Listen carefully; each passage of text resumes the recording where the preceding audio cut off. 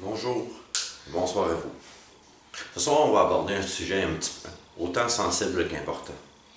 Le sujet de la Constitution. Vous allez savoir à quoi sert une Constitution, son utilité, ainsi que son appartenance, et que la façon dont elle doit être travaillée. En fait, une Constitution, c'est fort simple. C'est un document rédigé par le peuple, ainsi que pour le peuple, qui rédige des droits à travers lesquels les citoyens auront mis un accent dessus. Donc le droit à la vie, le droit à la mort, le droit à la protection, ainsi qu'à la survie. Ce ne sont que quelques exemples qui doivent être intégrés à l'intérieur d'une Constitution. Son utilité, protéger vos droits fondamentaux, ni plus ni moins. Elle doit être aussi la Bible de travail, ainsi que la petite lecture de chevet des institutions en place. Nous allons parler ici du gouvernement. Le gouvernement qui compte en fait deux chambres, la chambre haute et la chambre basse. L'Assemblée législative, le Conseil législatif, ainsi que le côté exécutif, la Chambre des communes, l'Assemblée nationale, pour être plus précis. Donc, elle décrit les droits fondamentaux. Son utilité s'arrête là. Elle décrit aussi une ligne directrice à travers laquelle la société ainsi que le système doit fonctionner. Par contre, elle ne peut en aucun cas être manœuvrée. Elle ne peut pas être prise non plus hors du contexte dans lequel elle a été écrite. Ce document-là vous assure de la protection de vos droits à travers le système de justice, à travers le système parlementaire, à travers le système policier. Vos droits doivent être protégés en tout temps et ne peuvent jamais être interférés. Donc, est-ce que les lois doivent s'appuyer sur la Constitution en tout temps? Les lois ne sont là que pour protéger vos droits fondamentaux. Donc, empêcher toute personne de vous tuer, de vous voler, de vous porter préjudice ou quoi que ce soit. Mais cette Constitution-là doit surtout être rédigée non pas dans le système actuel corporatif, mais bien en tant que document rédigé par et pour des êtres humains. Il ne peut en aucun cas non plus appartenir à un Parlement. Il doit absolument et pour toujours appartenir au peuple. Tout le temps, tout le temps, tout le temps. Donc il vous appartient à vous. Il devrait être de votre devoir par la suite d'en prendre reconnaissance, de l'étudier complètement. De savoir comment est-ce que vous pouvez vous protéger, parce que c'est votre bouclier de protection que vous fournissez au Conseil législatif pour vous protéger, vous. Et en fait, empêcher l'Assemblée nationale, que vous considérez comme étant le gouvernement, à pouvoir prendre le dessus sur vous, et à pouvoir rédiger des projets de loi, ou mener des actions contre vous. Donc ce document-là est fondamental dans toute la prise de décision du système, dans l'élaboration de ces lois, et dans la modification de votre système. Comment est-ce que ce document-là doit être rédigé? En fait, c'est pas simple. En ce moment même, une association qui se nomme l'ACCQ doit être mise en place par les institutions légales. Le peuple doit se réunir, rédiger ce document-là, le remettre à des juges ou des avocats qui vont pouvoir en rédiger l'action finale, relue par le peuple et approuvée par celui-ci. Par la suite, va devoir être remis au Conseil législatif, aux juges et à vous, les citoyens, ainsi qu'au service de l'ordre, la police. À partir de ce moment-là, tout va devoir tourner autour de la Constitution. Nul ne pourra enterrer la Constitution et nul ne pourra l'ignorer non plus. En l'absence de droit, il y a absence de loi, automatiquement. Comme je vous l'ai expliqué précédemment, la Constitution protège les droits fondamentaux. Les lois sont écrites en vertu des droits qui sont rédigés. Donc, s'il n'y a pas de droit, il ne peut y avoir de loi. Et s'il n'y a pas de loi, il n'y a pas de système. Donc, en l'absence de Constitution, il ne peut pas y avoir de système de loi.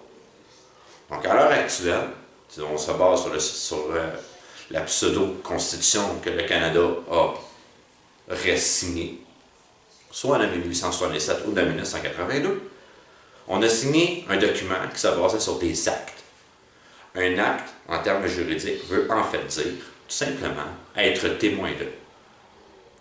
Lorsque vous assistez à la naissance de votre nouvel enfant, vous signez un acte de naissance. Vous signez en tant que témoin et non en tant que en tant que receveur de cet enfant. À l'heure actuelle, vos enfants sont considérés comme des marchandises. En fait, votre Constitution va vous permettre de vous intégrer à travers le droit commun, mieux connu sous le nom de common law. Le droit commun, en fait, rédige les droits fondamentaux et les lois fondamentales du système d'être humain, tout simplement. La protection de ces droits et de ces lois. Donc, votre souveraineté en tant qu'être humain vivant dans un territoire donné, sur la planète Terre. Tout simplement. C'est aussi simple que ça. Votre Constitution ne peut être altérée en aucun cas et sous aucune façon, sauf si vous en faites la demande formelle à vos institutions légales. Lorsque vous en ferez la demande formelle, les institutions légales mises en place devront mettre sur pied, encore une fois, une assemblée constituante pour modifier cette constitution-là, accompagnée de juges et d'avocats, de notaires, peu importe, qui vont être en mesure de pouvoir vous éclairer et vous guider à travers la modification de ce document-là. En aucun cas, le Parlement, que ce soit le Conseil législatif ou l'Assemblée nationale, ne peut ou ne pourra s'octroyer le droit de modifier à sa guise ce document-là. Donc, un coup qu'il est rédigé, vous devez vous assurer que tous vos droits fondamentaux, ainsi que la façon dont votre système d'élu va fonctionner, va être bien implanté à l'intérieur de tout ça. C'est pourquoi est-ce que nous demandons est-ce que certains avocats ou certains juges puissent être présents pour pouvoir aider à la rédaction de ce document-là. Ce qui n'est pas chose facile. Au contraire. Par contre, les juges et les avocats étant reformés de la bonne façon, pouvant travailler en lien avec cette constitution-là par la suite, vont pouvoir vous guider à travers le processus. Mais gardez toujours en tête que ce document-là vous appartient à vous. Il va vous être distribué au moment où est-ce que ce document-là va rentrer en vigueur. Il devra aussi être à l'intérieur de toutes les institutions de justice. Les policiers devront être formés, ainsi que les juges, les avocats, les notaires et les huissiers de justice. Devront être formés en vertu de votre droit fondamental, de la protection de votre droit, ainsi que de votre dignité, tout simplement. Donc, est-ce que c'est important de recevoir une constitution? C'est plus qu'important. Et on ne doit jamais oublier non plus nos enfants. À l'heure actuelle, vos enfants appartiennent à l'État. L'État prend en charge de vos enfants, ni plus ni moins, à travers votre certificat de naissance. Ça, je vais l'élaborer plus dans une autre capsule. Par contre, ce que vous devez savoir, c'est qu'à l'heure actuelle, les seuls détenteurs des droits de vos enfants, c'est la DPJ. Pour retirer ce droit-là à l'institution privée qui se nomme le directeur de la protection de la jeunesse, ou du département de la protection de la jeunesse, nommez-le comme vous voulez, eh bien, vous devez reprendre le droit de vos enfants. Donc, le droit de l'être humain à travers tout. Et comment cela peut être possible?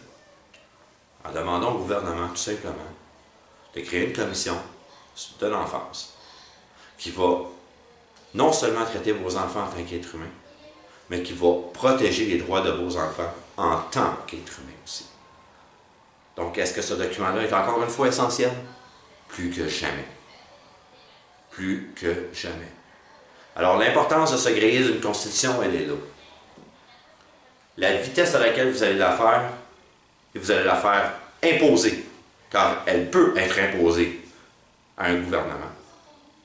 La vitesse à laquelle vous allez le rédiger va tout simplement montrer votre volonté de vouloir vivre dans ce système qui vous appartient et qui vous protège, et non pas un système qui protège un gouvernement. Donc l'acte de 1867 est-il légal? Non. L'acte de 1867, la seule chose qu'il a fait, en réalité, c'est d'introduire 2 nouvelles provinces à l'intérieur de la Fédération canadienne. Ni plus, ni moins.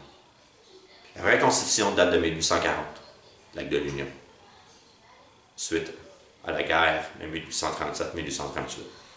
On a voulu montrer aux patriotes que le Rassemblement québécois était rendu illégal, Canadiens français à ce moment-là. Donc l'acte de l'Union étant la nouvelle constitution rédigée par la reine Victoria, mais toutefois imposée par les armes. L'acte de l'Amérique du Nord de 1867 et de 1982 ne servait qu'à introduire 2 provinces à l'intérieur, donc n'est pas une constitution en soi. Et les lois constitutionnelles de 1982, en fait, ne sont qu'une Charte des droits et libertés mélangée, la Charte des droits et libertés du Canada, qui ont été mélangées à travers un nouveau document qu'ils ont appelé Constitution canadienne. Mais n'oubliez pas une chose, le Québec n'a jamais signé cette constitution-là. Les citoyens québécois n'ont jamais autorisé que cette constitution-là soit la leur. Par contre, avons-nous fait une erreur en Henri Duchamp, pas une légale à nous? Oui, on a fait cette erreur. Donc, est-ce que le Québec est en droit et en loi de pouvoir se rédiger une propre constitution propre à lui, malgré le fait qu'il est dans une fédération canadienne, dans un pays, dans 2 pays en fait, autant dans le Canada que dans le Québec? Est-ce qu'il a le droit à sa souveraineté parlementaire par l'entremise de sa propre constitution, de ses propres droits, selon son mode de vie, selon sa culture et ses croyances? Oui. Et est-ce qu'il peut se protéger lui-même dans son propre système parlementaire? Encore plus, oui. Donc, il est de votre devoir, vous, en tant que citoyen du Québec, en tant que souverain de la planète, de protéger vos droits fondamentaux par un document que l'on nomme Constitution, qui va devoir vous appartenir à vous et à nul autre, et qui va pouvoir être modifié que par vous et par personne d'autre. Donc sur ce, merci beaucoup. J'espère que cette capsule-là aussi va vous avoir plu. Plus seront à venir sur d'autres messages que nous portons à travers tout ça. Merci et une excellente soirée. Et surtout, merci à vous de vous joindre à nous.